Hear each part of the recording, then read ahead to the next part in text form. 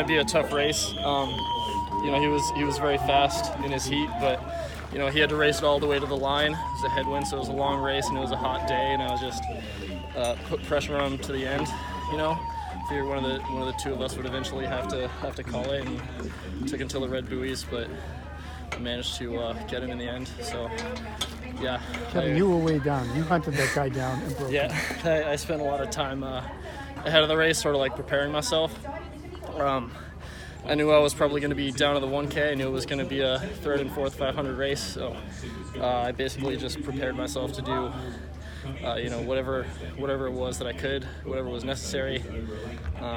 You know, race to win.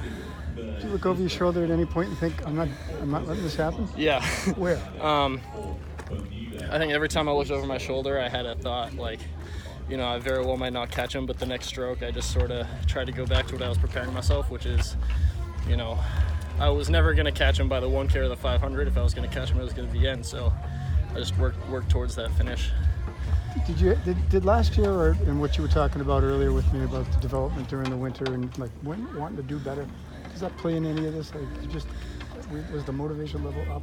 Yeah, I mean, a big thing, you know, there's 44 entries this year compared to I think 32 last year, if I remember. So it's 12 extra guys. So even to get 20th again, I'd have to beat 12 additional people. But I think with the training I've had the last year, you know, much more of the rowing and the racing is automatic, and I didn't need to think about it. So I was able to, you know, focus on the race itself rather than, you know, details and, you know, the basics.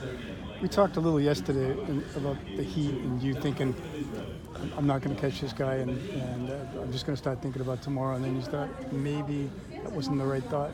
Yeah, I mean, I didn't really have a choice at this point. So, you know, there's no point saving yourself in a rep where you have to win to go on. So, I mean, I basically had to sort of change the thought in my mind to, you know, it's unlikely to win, to thinking, you know, it's possible to win.